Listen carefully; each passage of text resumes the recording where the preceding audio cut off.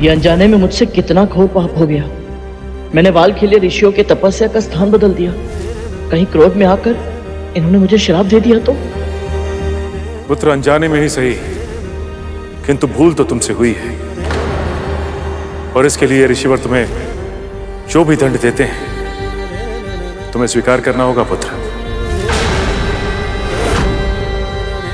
हे नारायण, कहीं मेरी इस भूल के कारण मेरी माँ को बड़ी माँ की दास्ता से मुक्त कराने में मुझे विलंब न हो जाए।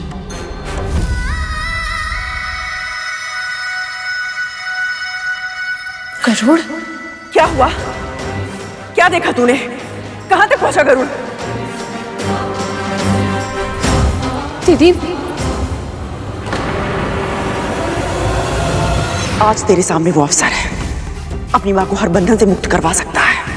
बस एक बार मुझे अमृत कलश लाके दे दे। बस अब और अन्याय नहीं सहूंगी मैं। क्या हुआ? तू कुछ बोल क्यों नहीं रही है? बोलना, क्या हुआ?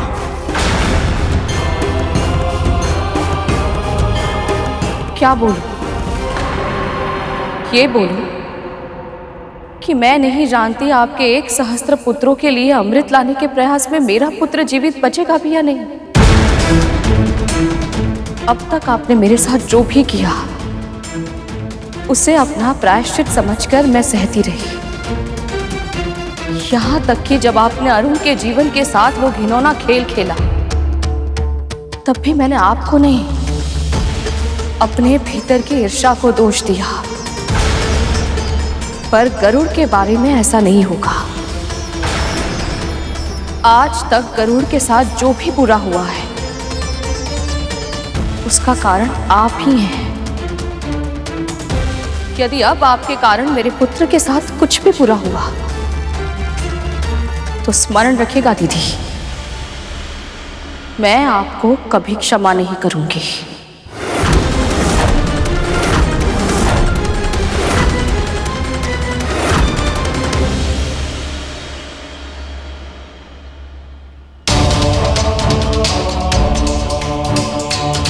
मुझे इन वाल्खील्य ऋषियों को इनके ध्यान से जगाना ही होगा, अन्यथा जब इनकी साधना समाप्त हो जाएगी तब ये जानकर के इनके साधना स्थल को बदल दिया गया है तो वो इस बात को अपना घोर अपमान समझेंगे। हे प्रभु विष्णु, भूलवश मुझसे ये कितना बड़ा पाप हो गया।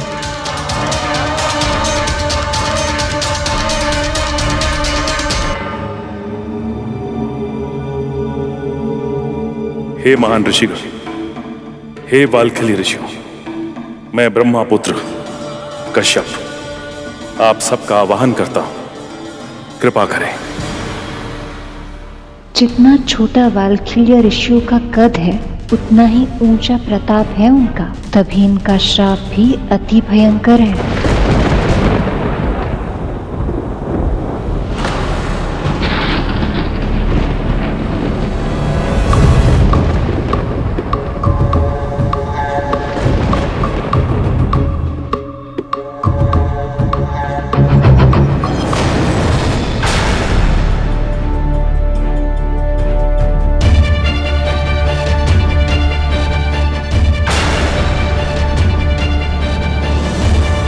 महर्षि कश्यप,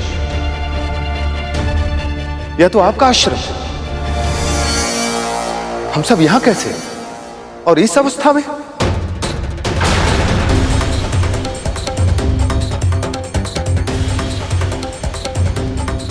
ऋषिवर, इससे पहले कि आप कुछ कहें, मैं आपसे कुछ कहना चाहता हूं। ऋषिवर, मेरे पुत्र से त्रुटि हुई है और वो आप लोगों को भूलवश यहां ले आया।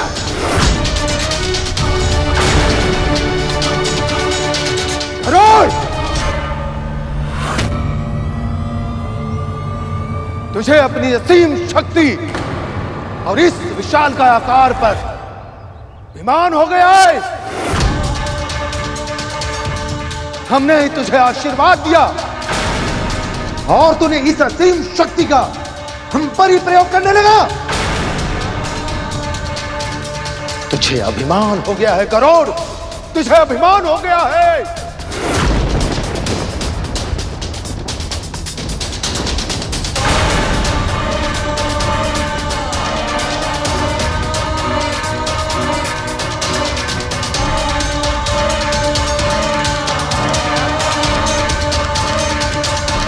ऋषिवर, मेरे पुत्र से ये त्रुटि भूलवश हुई है।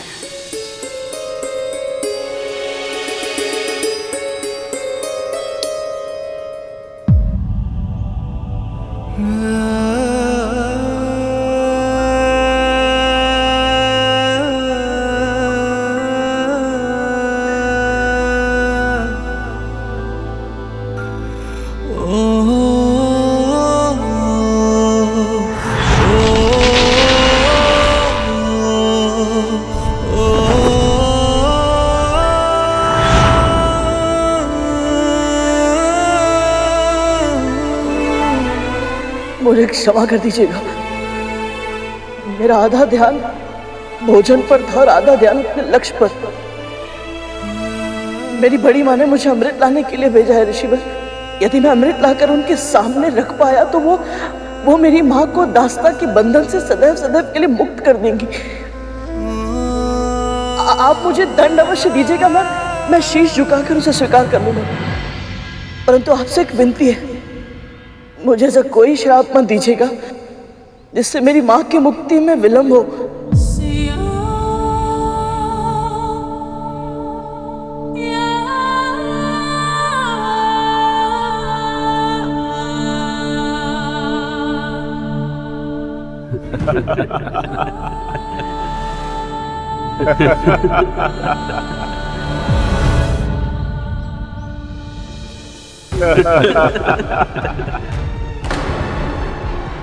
पुत्र गरुड़, हम भला तुम्हें दंड कैसे दे सकते हैं? तुम तो स्वयं ही अपने आप को इतना कठिन दंड दे रहे हो। हम तुम्हें अब दंड नहीं, आशीर्वाद देंगे। तू और तेरी मां ने अब तक बहुत कष्ट सहे, किंतु अब नहीं। जिस लक्ष्य की प्राप्ति के लिए तू इस यात्रा पर निकला है, तुझे वह अवश्य प्राप्त होगा। यह मेरा आशीर्वाद है पुत्र, यह मेरा आशीर्वाद है पुत्र, यह मेरा आशीर्वाद है।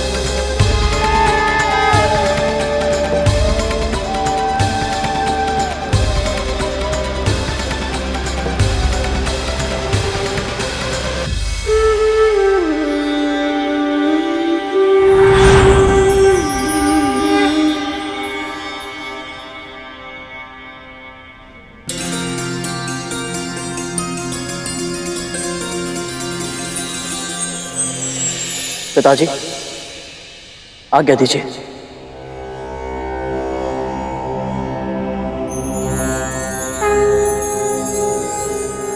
सफल हो पुत्र।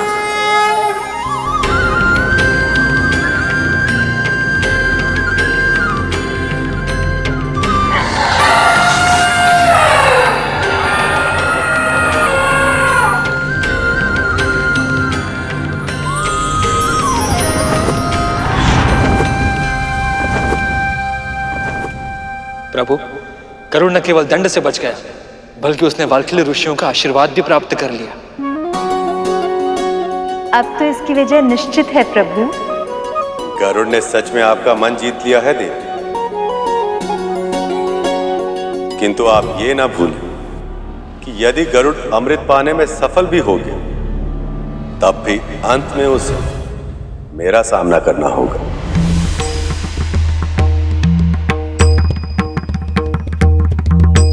आपने ही कहा था प्रभु, ऋषियों की वाणी सत्य करने के लिए भगवान को अपनी योजनाएं बदलनी पड़ती है। अब तो वाल्खिल्य ऋषि ने गरुड़ को आशीर्वाद भी दे दिया। अब यदि भक्त और भगवान के बीच टकराव होता भी है, तो भगवान को अपने पग पीछे करने ही होंगे। ये सब आपने किया है। प्रभु, तो क्या यह संयोग नहीं था कि जिस स्थान पर गरुड़ ने अपना भोजन करना चाहा, वाल्कील्य ऋषि भी वहीं तपस्या कर रहे थे? संयोग नहीं, सहायता। देवी लक्ष्मी द्वारा गरुड़ की गई सहायता। हाँ शेष, देवी लक्ष्मी ने ही गरुड़ को स्थान का आभास करवाया था।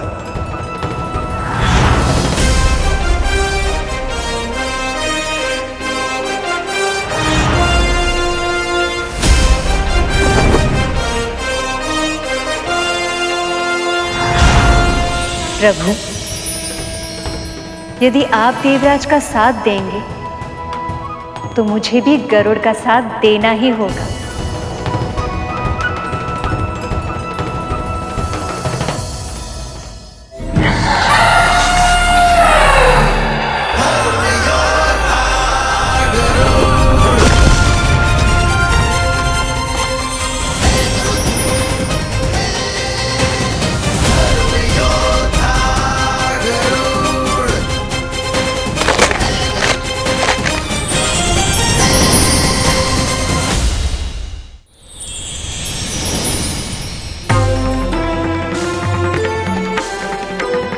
प्रणाम स्वीकार करें ऋषिवर। आपका बहुत बहुत धन्यवाद पक्षीराज। आपने हमारे जीवन के श्राप का अंत कर दिया। आपने जो हम पर उपकार किया है उसका ऋण चुकाना असंभव है पक्षीराज। फिर भी आपकी जो इच्छा हो वरदान मांग लीजिए पक्षीराज। मेरी तो केवल एक ही इच्छा है ऋषिवर, अपनी माँ को दास्ता के बंधन से मुक्त कराना, क्योंकि इसके लिए मुझे बड़ी माँ के सामने अमृत लाकर रखना होगा।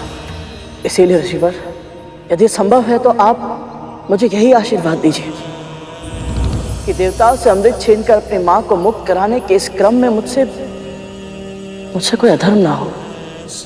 पक्षीराज, ऐसा उपकारी वरदान आज तक हमने किसी और को मांगते हुए नहीं देखा।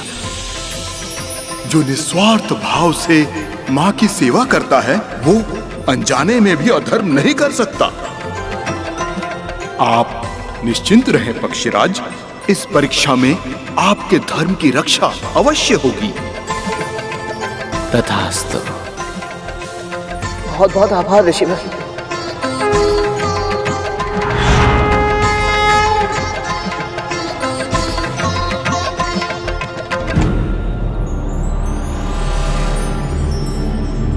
ऋषियों ने वरदान दिया है, इसका अर्थ यह है कि धर्म की रक्षा करने का कोई ना कोई उपाय अवश्य है। परंतु उपाय क्या होगा? क्या मैं समय से पहले उस उपाय को पहचान पाऊंगा? क्या धर्म किए बिना मैं अपने लक्ष्य तक पहुंच पाऊंगा?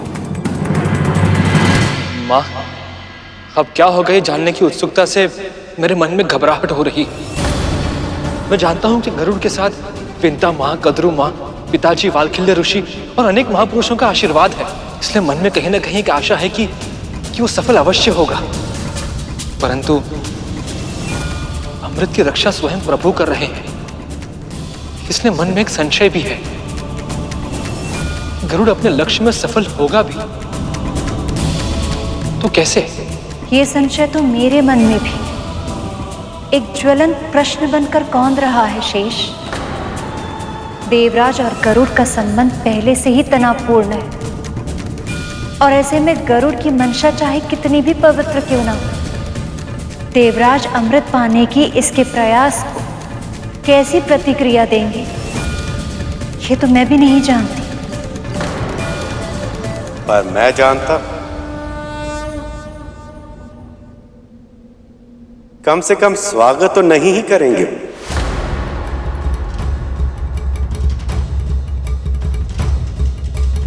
अमृत पान करने के बाद देवताओं के साथ साथ देवराज इंद्र के मन में भी मृत्यु का भय समाप्त हो गया। और जिसके मन में मृत्यु का भय समाप्त हो जाए तो वह अपने शत्रु का सामना करने के लिए किसी भी सीमा तक जा सकता है, विशेषकर तब जब उनका शत्रु उनके अति विशेष शक्ति के स्रोत को ही छीनने आ रहा हो। माँ, यदि ऐसा हुआ तो क्या करेगा गरुड़? कहीं अमृत के लिए देवताओं और गरुड़ के बीच भीषण युद्ध न छिड़ जाए।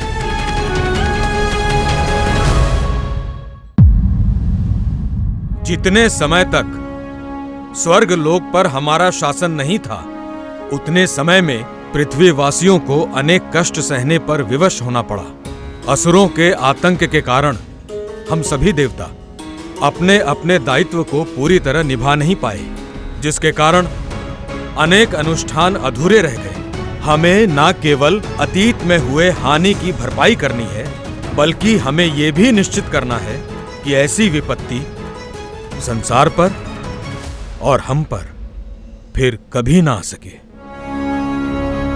असुर अभी के लिए छिप अवश्य गए हैं, पर उन्होंने पूर्णतः अपनी हार स्वीकार नहीं की है। वो प्रतीक्षा कर रहे हैं कि हम सभी अपने अपने दैनिक कार्य में व्यस्त होकर असावधान हो जाएं, ताकि वो हम पर आक्रमण कर सके। ऐसा दोबारा नहीं होना चाहिए। यदि हमारी असतर्कता और भूल से अमृत किसी अयोग्य के पास चला गया, तो इतनी कठिनाइयों से सृष्टि में जो हमने संतुलन बनाया है, वह फिर से असंतुलित हो जाएगा। शनिदेव, कृपया आप अपनी सतर्क दृष्टि हम पर सदैव बनाए रखिएगा, ताकि हम कभी अत्यधिक संतुष्ट होकर असावधान हो ना पाए।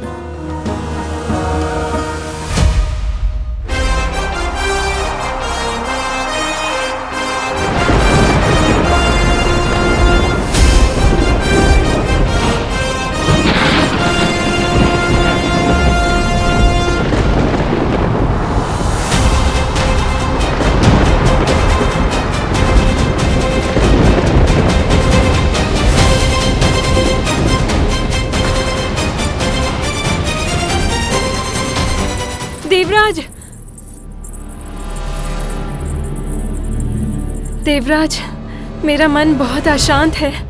अवश्य कुछ अशुभ होने वाला है।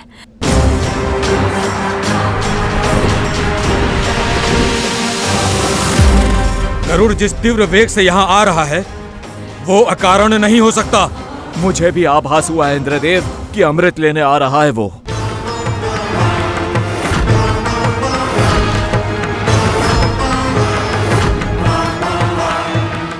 जिस पल तू मेरे नेत्रों के समक्ष अमृत लाकर रखेगा, बस उसी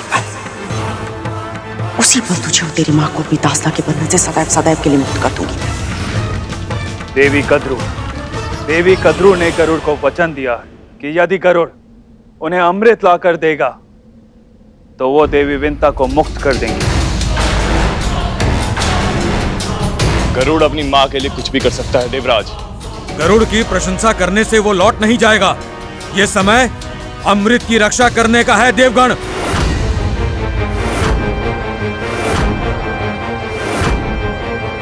अमृत का सुरक्षा चक्र बहुत कड़ा है पिताजी, उसे गरुड़ कभी नहीं भेद पाएगा।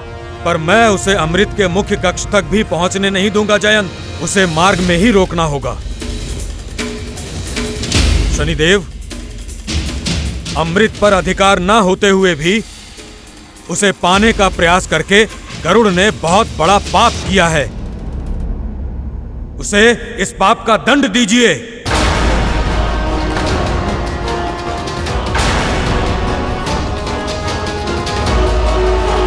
देवराज इंद्र आक्रामक हो रहे हैं प्रभु, वो भी समय से पहले और आवश्यकता से अधिक। देवराज की ऐसी प्रतिक्रिया उनकी असुरक्षा के कारण है शेष। जब तक अमृत सुरक्षित था, तब तक ये सारे संसार की रक्षा के लिए चिंतित थे, और अब जब इनकी शक्ति के स्रोत पर आक्रमण हो रहा है, तब ये उसके अतिरिक्त और कुछ सोच ही नहीं पा रहे। इंद्र ये कभी स्वीकार नहीं करेगा, पर गरुड़ की शक्ति इंद्र से अधिक है, और इस बात का आभास उन्हें भी है। इसलिए वे अपने प्रतिद्वंदी को कोई अवसर नहीं देना चाहते। मुझे पूरा विश्वास है कि गरुड़ को रोकने के लिए इंद्र अपने सभी साधनों, अपनी संपूर्ण शक्ति का इस्तेमाल करेंगे।